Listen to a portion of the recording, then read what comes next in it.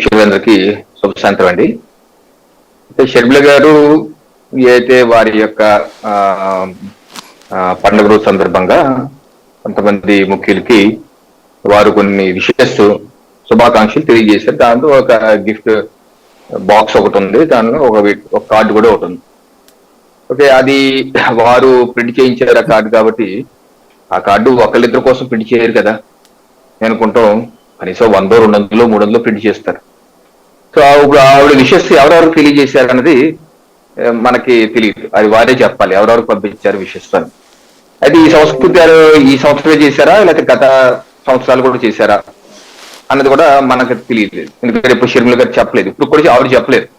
ఇప్పుడు ఎలా బయటకు వచ్చిందంటే నారా లోకేష్ గారికి ఏదైతే విషెస్ వచ్చాయో ఆ యొక్క గిఫ్ట్ ర్యాంప్ ని ఫోటో పెట్టి నాకు శుభాకాంక్షలు తెలియజేసేందుకు ధన్యవాదాలు అని చెప్పేసి, అలాగే మా నారా కుటుంబం నుంచి కూడా వైఎస్ఆర్ కుటుంబానికి శుభాకాంక్షలు అని చెప్పేసి చెప్పాను. అలాగే ఇందాక నేను వచ్చినప్పుడు చూస్తే సీఎం రమేష్ గారి ట్విట్టర్ లో కూడా వారు కూడా అలాగే నారా లోకేష్ గారి లాగా ధన్యవాదాలు తెలియజేశారు షర్మిల గారు. సో అలాగా షర్మిల గారు ఎవరెవరు పంపారు అన్నది అది తప్పులేదు. రాజకీయాల్లో ఏ పార్టీ కన్నా ఎవరైనా శుభాకాంక్షలు తెలియజేయటం తప్పులేదు. అదేంటంటే ఇలా గిఫ్ట్ ర్యాంపులు కార్డు పంపించడం అన్నది రాజకీయాల్లో మనం చూడలేదు, మరి గతంలో అయింది నాకైతే తెలీదు. సో ఇది కొత్త ఒకటి. రెండో అంశం, ఓకే, వైఎస్ఆర్ గారును చంద్రబాబు నాయుడు గారు ఇద్దరు ప్రాణమిత్రులు కదా. చంద్రబాబు నాయుడు గారే చెప్పారు నా రాజకీయాల్లో నా డియరెస్ట్ ఫ్రెండ్ ఎవరంటే వైఎస్ఆర్ గారు అన్న. సో ఇద్దరు ప్రాణమిత్రుల యొక్క పిల్లలు కాబట్టి వాళ్ళు విషెస్ చేసుకున్నారు అన్నది కూడా ఒకటి, అదే లైటర్ నోట్.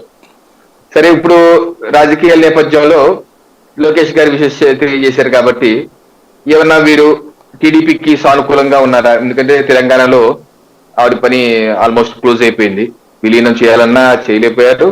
అలాగే రేవంత్ రెడ్డి గారితో కూడా వారికి ఏం సత్సంబంధాలు లేవు. సో పాదయాత్రలు చేశారు, అదో ఫెయిల్యూర్. సో ఇప్పుడు ఆవిడ ఏమి పొలిటికల్ గా ఏదో ఒకటి ఆశ్రయం పొందాలి. ఇప్పుడు ఎలా ఏ రకంగా ఆశ్రయం పొందాలి, రాజకీయంగా కంటిన్యూ చేద్దాం అనుకుంటున్నారా లేదా లేకపోతే ఏంటి అన్నది వారి నిర్ణయం మీద ఆధారపడి ఉంటుంది. అయితే ఇప్పుడు ఈ విషయం ద్వారా జనరల్ గా రాజకీయాల్లో మన మీడియాలో చర్చ జరుగుతుంది ఏంటంటే, ఒకటి వారు టీడీపీలో వాళ్ళ పార్టీని విలీనం చేస్తారా, ఒకటి. రెండు, వారి పార్టీని కాంగ్రెస్ లో విలీనం చేసి తద్వారా ఏపీలో క్రియాశీలకంగా కాంగ్రెస్ పార్టీలో పనిచేస్తారా, కాంగ్రెస్ పార్టీలో రుద్రరాజు గారు ప్లేస్ లో ఆవిడ వస్తారా, లేకపోతే రుద్రరాజు గారు అలాగే ఉండి ఈవిడైనా స్టార్ క్యాంపెయినర్ గా ఉంటారా, లేకపోతే మూడు, ఈ అన్నిటి వెనకాల కాంగ్రెస్ టీడీపీ కాకుండా వైసీపీ కూడా ఉందా? ఎందుకంటే ఇటీవల ప్రశాంత్ కిషోర్ గారు ఏ రకంగా టీడీపీ క్యాంప్ లోకి వెళ్ళారో మనం చూసాం. దానిలో రకరకాల కోణాలు అందరూ చర్చిస్తున్నారు. ఒక కోణం ఏంటంటే ఇది జగన్మోహన్ రెడ్డి గారే, ఎందుకంటే ప్రశాంత్ కిషోర్ గారు జగన్మోహన్ రెడ్డి గారు బాగా క్లోజ్ అని అందరికి తెలుసు.